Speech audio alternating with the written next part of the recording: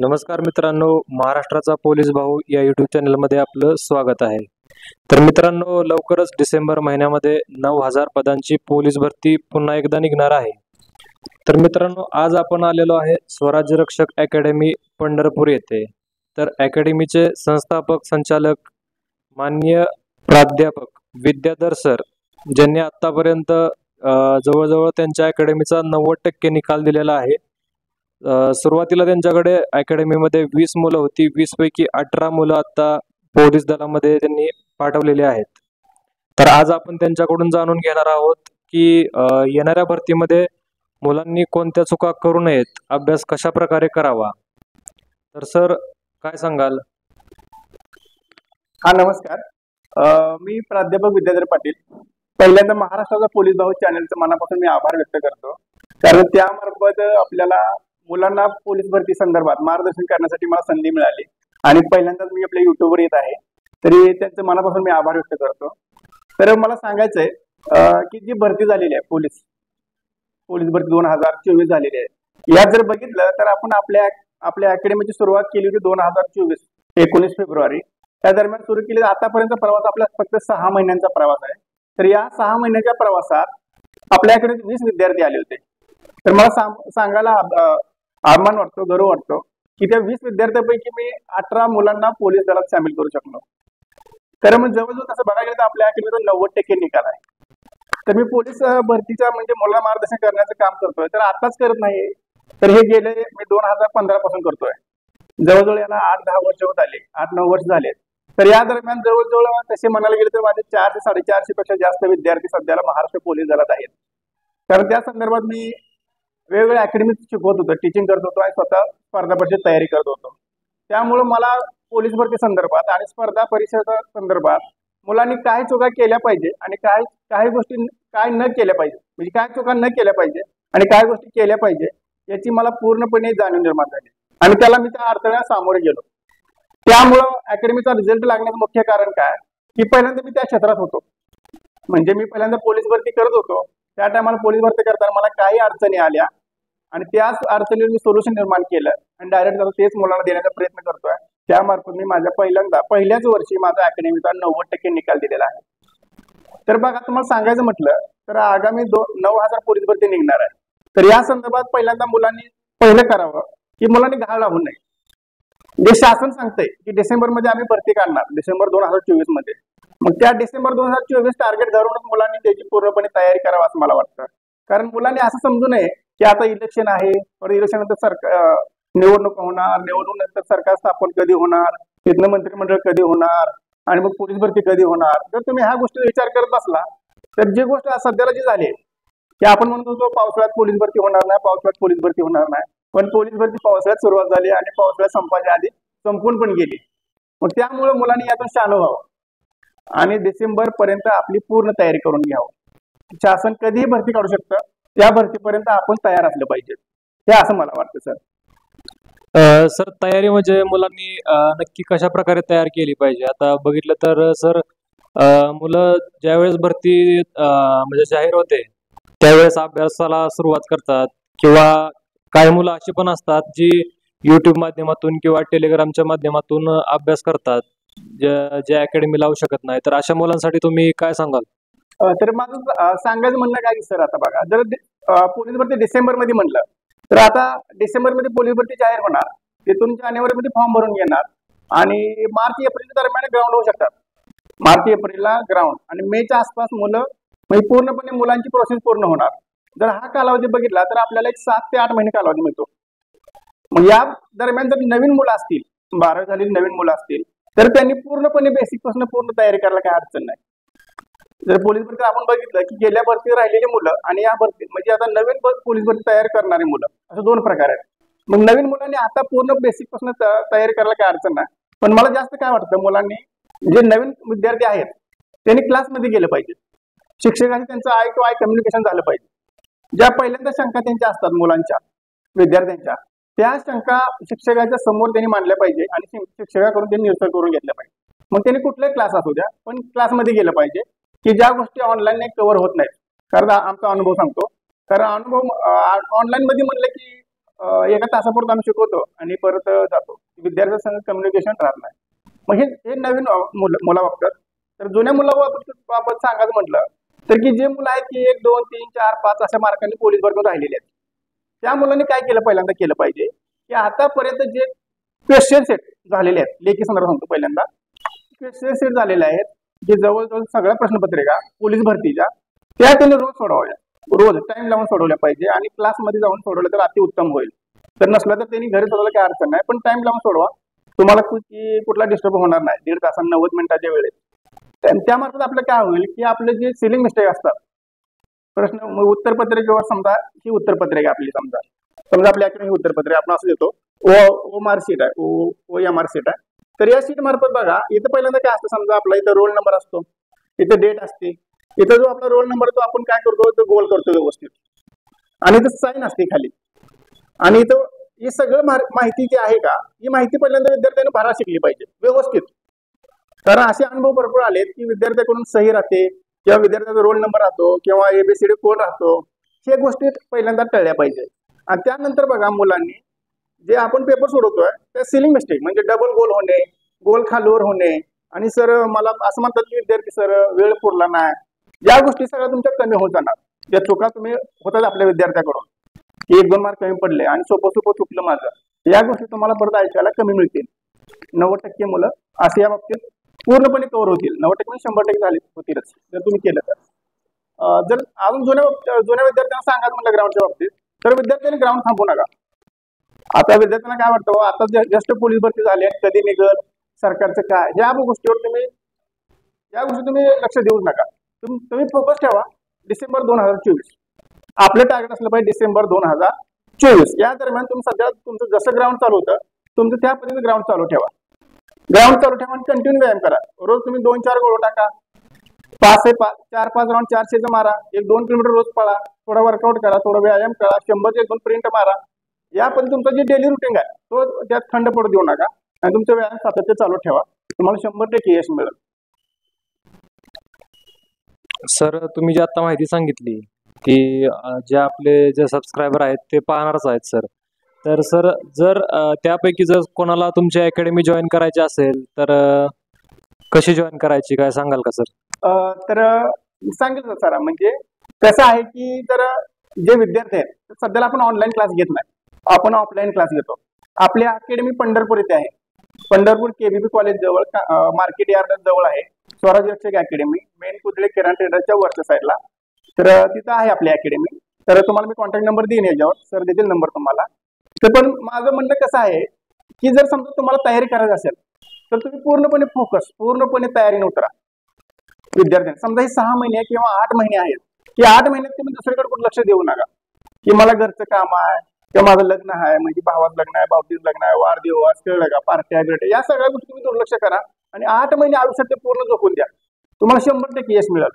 कारण माझा अनुभव सांगतोय, ज्या आता मला अकॅडमी काढून 6 महिने झाले, या 6 महिन्याच्या काळात मी पहिल्या दिवसापासून माझ्याकडे पहिल्या स्टार्टला एकच विद्यार्थी होता, एक विद्यार्थ्यापासून आज 20 विद्यार्थी झालं आतापर्यंत. तर मग एक विद्यार्थ्यापासून 20 विद्यार्थी झालं. जेवढे विद्यार्थी होते त्या विद्यार्थ्यांना मी जास्तीत जास्त माझा वेळ देण्याचा प्रयत्न केला, शिक्षकाचा वेळ जास्तीत जास्त देण्याचा प्रयत्न केला, त्यांना माझ्याबरोबर जास्तीत जास्त ठेवण्याचा प्रयत्न केला. कारण सकाळपासून मी कसं करायचो, अकॅडमी पहिल्यांदा सुरुवात केली होती त्यामुळे ग्राउंड मी एकटाच घेतो, ग्राउंडला पण मिस होतो, लेखीला पण मिस, टेस्टला पण मिस, म्हणजे मुलासंग 24 तास मिस होतो. त्यामुळे काय झालं, मुलांच्या जे वेदना आहेत, समजा मुलांच्या काय समस्या आहेत त्या पूर्णपणे मला कळल्या. म्हणजे ग्राउंडला मुलांना काय त्रास होतो, लिखीला बसल्यावर काय त्रास होतोय, पेपरला बसल्यावर काय त्यांना काय अडचणी येते त्या, आणि परत मुलांना काय अडचणी येते, या सगळ्या गोष्टी मी स्वतः बघितल्या मुलांच्या. आणि त्या परिस्थितीतून मी आल्यामुळं की मला जाणीव होती की सकाळी फिजिकल किती घेतलं पाहिजे, त्यानंतर मुलं लिखीला किती वेळ आपल्याला बसवायचे आहेत, त्यानंतर मुलं टेस्ट सिरियलला किती वेळ बसवायचे आहेत, त्यानंतर पण संध्याकाळी डिस्कशनला मुलं किती वेळ बसवायचे आहेत, या सगळ्या गोष्टीचं टाइम टेबल माझं दिवसभरात तयार होतं. मी पहिल्यांदा टाइम टेबल पूर्ण केलं दिवसभराचं, की सकाळी 6 वाजता उठल्यापासून संध्याकाळी 11 वाजेपर्यंत झोपेपर्यंत मुलाकडून मला काय करून घ्यायचंय मी स्वतः करून घ्यायचो, जास्तीत जास्त वेळ मुलांना द्यायचो. तर तुम्हाला सांगायचं म्हटलं तर आपल्या अकॅडमी शेड्यूल असं आहे की आपण सकाळी 5:30 ला ग्राउंड सुरुवात करतो, 5:30 ते 7 वाजेपर्यंत आपलं ग्राउंड असतं. KVP कॉलेज असतं, चंद्रभागा मैदान असतं, लॉंग रोड असतं, हिल टेकडे असतात, या इथं आपण ग्राउंड घेतो. तर त्या तिथं ग्राउंड घेताना मुलांकडे वैयक्तिक लक्ष जास्त राहतं, कारण कमी मुलं असल्यामुळे वैयक्तिक लक्ष जास्त राहतं. त्यामुळे मुलांच्या मला अडचणी करायच्या, मुलांच्या आडी अडचण करायच्या. मुलांचं मी जास्त वर्कआउट घ्यायचो, रनिंग पेक्षा जास्त मुलांचं वर्कआउट घ्यायचो. जर तुम्ही जास्त रनिंग घेतलं तर मुलांचं काय होतं की मुलांचं पाय दुखतात, सिम्पेन प्रॉब्लेम येतो तुम्ही जर जास्त रनिंग केलं तर. मग मुलगा सकाळी उभा राहायला तो म्हणजे सकाळी रनिंगला येताना तो कटाळतो. जर मुलगा पायावर उभा राहू शकत नसेल तर तो रनिंग कसा करणार, हे सगळ्यात मोठा प्रश्न आहे. म्हणून मुलांचं मी रनिंग कमी घ्यायचो पण वर्कआउट जास्त घ्यायचो मुलांचा. तर वर्कआउट काय जास्त घ्यायचो तर आपल्याला माहित आहे किती इव्हेंट आपल्या पोलीसवरती 3 इव्हेंट आहेत. पहिला गोळा 100 मीटर आणि 800 मीटर. त्यापैकी जर 2 इव्हेंट आपले आउट ऑफ पडले, चांगले आले, चांगले मार्क आले, तर त्याला आपण सहज म्हणजे सहज तुमचा 40+ स्कोर जातो. ज्या विद्यार्थ्याचा गोळा आउट ऑफ गेलाय तो विद्यार्थी 40+ जातोच. मी काय केलं पहिल्यांदा की मुलाचा गोळा आउट ऑफ गेला पाहिजे. या मग गोळा आउट करण्यासाठी काय व्यायाम केला पाहिजे, मुलाचा काय व्यायाम घेतला पाहिजे, ते स्वतः मी फिजिकल टीचर होऊन ते मुलाचा व्यायाम घेतला. जोर म्हणा, डिप्स म्हणा, सपाट्या म्हणा, तर तुमचं पोटाचं पुशअप्स म्हणा, हे सगळं व्यायाम मी स्टमच म्हणा, हे सगळा व्यायाम स्वतः मुलांचा घेत होतो आणि त्यांच्याबरोबर मी स्वतः करत होतो. मुलाबरोबर स्वतः करायचो. ज्या टायमाला मुलं पूर्ण थाकायचे त्या टायमाला मुलासंग शेवटचा राऊंड मारायचो. त्या टायमाला शेवटच्या 10 सपाट्या मुलासंग मारायचो मी. त्यामुळे मुलांना एक नवीन हुरूप यायचा आणि मुलं नवीन ऊर्जा घेऊन करायचे. असं वाटत की संपले तरी पण मुलं करत होती. मग यातून काय झालं, मुलांना त्यांच्या संघ त्यांच्या बरोबर राहिल्यामुळे मुलांना ऊर्जा निर्माण झाली. शिक्षक करते आपल्या संगत, आपल्याला तर काय अडचण आहे. म्हणून अशी मुलं करत करत गेली. ग्राउंडचा रिझल्ट चांगला आला मला. माझी प्रत्येक विद्यार्थी गेलेला भरतीतला, या भरतीतला प्रत्येक विद्यार्थी लेखीला क्वालिफाय आहे. प्रत्येक विद्यार्थी लेखीला क्वालिफाय. 1-2 अपवाद सोडले नाही, 100% रिझल्ट आहे आपला. 2 अपवाद ते पण ह्या भरतीत त्याला 100% पोलीस करतोय. जे राहिलेत विद्यार्थी 2 त्यांना 100% पोलीस करतोय. त्यामुळं ग्राउंडच्या बाबतीत हे. आणि लेखीच्या बाबतीत काय, सकाळी 3 लेक्चर घ्यायचो. सकाळी 10ला क्लास सुरू व्हायचा. पहिले लेक्चर मराठी व्याकरणाचं घ्यायचो, मुलांचा आलेला. नंतर जीकेचं लेक्चर घ्यायचो. जीके लेक्चर होते आपल्याकडे, बावणे सर म्हणून नागपूरचे खूप हुशार सर आहेत, टॅलेंट सर आहेत. ते सरांचं जीके घ्यायचं. त्या सरांनी मुलांचं सगळं जीके कव्हर केलं, सेंट्रल परीक्षेचं म्हणा, महाराष्ट्र स्टेटचं म्हणा. आणि गणितसाठी तर मी स्वतः होतो. गणित म्हणजे सगळं गणित असं शिकवलं मी की संपूर्ण शॉर्टकट गणित शिकवलं. संपूर्ण आता तुमचा पंढरनाथ राणे सर पुस्तक जे आहे ते संपूर्ण विदाऊट सूत्र देता, एक सूत्र देता संपूर्ण शॉर्टकट पद्धतीने ते पंढरनाथ राणे सरांचं पुस्तक शिकवलं मी, पूर्ण केलं. कारण मुलांना सूत्र काय देत नाही, कारण जर तुम्ही जास्त सूत्र दिली मुलांना तर मुलांचं शिकवायला बघा. लक्षात ठेवा, जर पोलीस भरती बघायला गेलं तर गणित बुद्धिमत्ता हा 50 मार्काचा विषय आहे. आणि 50 मार्क म्हणजे लक्षात ठेवा फिजिकल एवढे मार्क आहेत.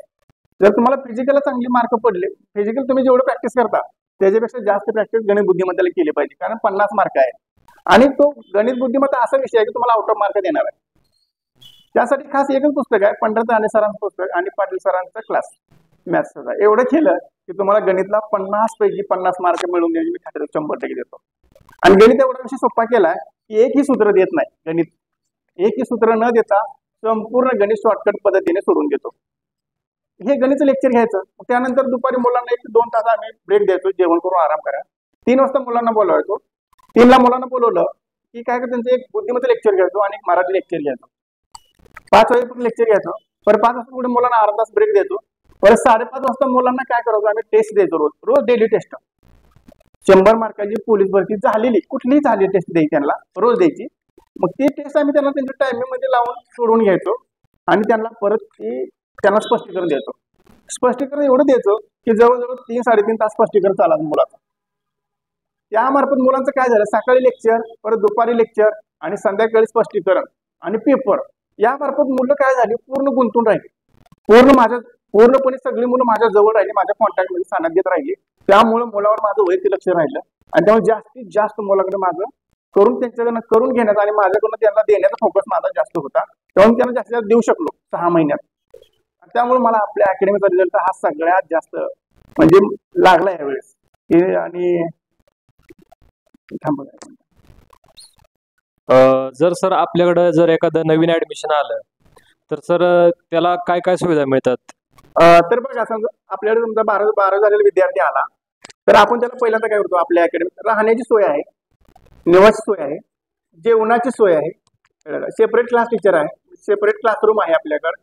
आणि आता सध्याला आपल्या एवढं चांगलं झालेलं आहे की आपली स्वतःची लायब्ररी पण आहे. त्यामुळे मुलाला सध्याला इथून कुठे बाहेर पडण्याची गरज नाही. सर्व संधी म्हणजे सर्व सुविधा त्याला पोलीस भरतीत जे लागतात ते आपल्या सगळ्या एकाच ठिकाणी आहेत. आणि ग्राउंड पण आपल्याला चांगलं 400 ट्रॅक आहे, 800चा ट्रॅक आहे, 1600 मीटर ट्रॅक आहे. त्या सगळ्या बाबतीत आपण सध्याला आपण सुसज्ज आहोत. तर या मुलांना आपण सुविधा देऊ शकतो. तर नवीन विद्यार्थ्यांना, ज्या विद्यार्थ्यांना पोलीस भरतीची, सरळ सेवेची, आर्मीची तयारी करायची, तर त्या सर्व विद्यार्थ्यांसाठी आपण इथे तयारी करून घेतो. तर त्या विद्यार्थ्यांनी मी फोन नंबर देईन, त्या नंबरवर कॉन्टॅक्ट करावा. माझा फोन नंबर आहे 9405461243, 9405461243. या फोन नंबरवर कॉन्टॅक्ट करावा. आपली अकॅडमी पंढरपूर येथे आहे, स्वराज्य रक्षक अकॅडमी सदैव विद्यार्थ्यांच्या सेवेत आहे. आणि आपण जास्तीत जास्त महाराष्ट्र पोलीस दलात विद्यार्थी सामील व्हावं यासाठी प्रयत्न करत राहणार आहोत. तर महाराष्ट्राचा पोलीस भाऊ या चॅनलचं मी आज खूप मनापासून अभिनंदन करतो आणि त्यांचा आभार व्यक्त करतो. जय हिंद.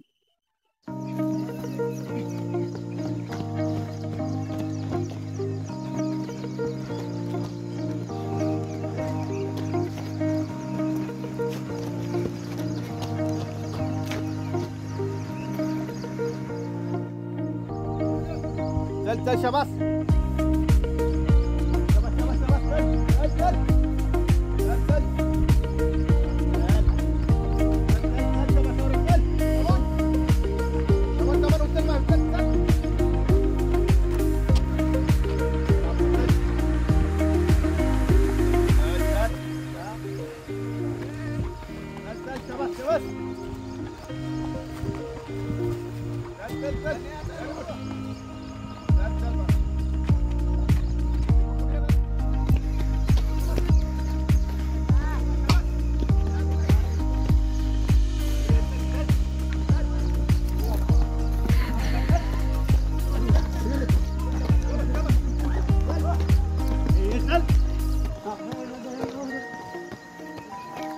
चला चला स्टार्ट सगळेजण चला त्या पाठीमागे चला. Patil very good.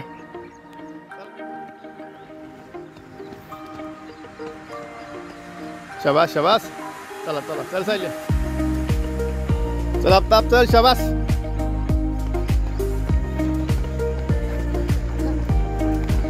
चल चल चल व्हेरी गुड चल.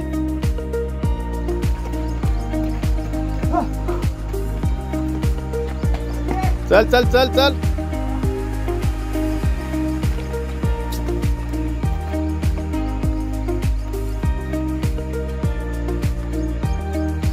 ए कोण थांबले रे. चल पुढे 6 7 8 9 10 शाबास शाबास 10 आदित्य 11 12 13 14 15 16 17 18 19 20. चला पुढं पाय पुढं.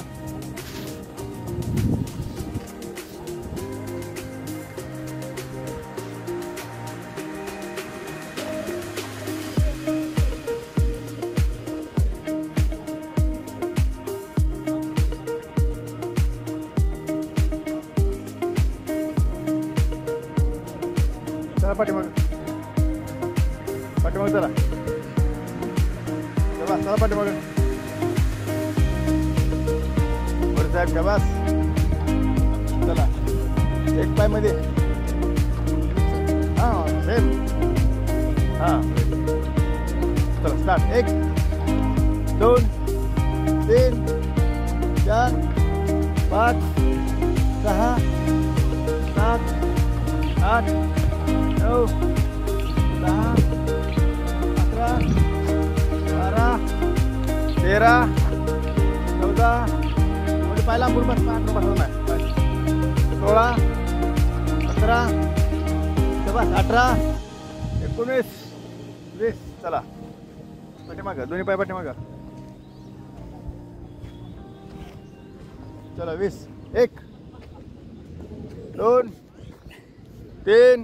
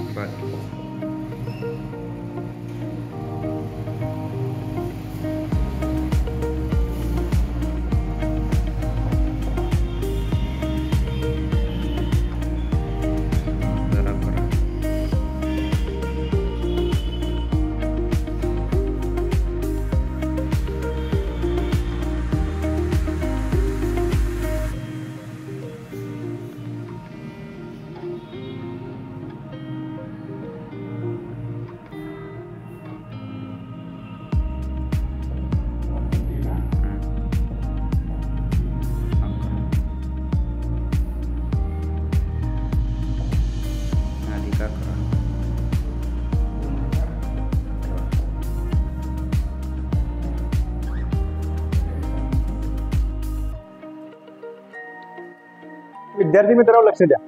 आपल्याला हे गणित सोडवायचं कसं बघा. तर हे नाव बोट प्रवाहामधलं गणित आपण शॉर्टकट पद्धत वापरून सोडवणार आहे. पहिल्यांदा आपण गणित वाचू. एका बोटीचा स्थिर पाण्यातील वेग.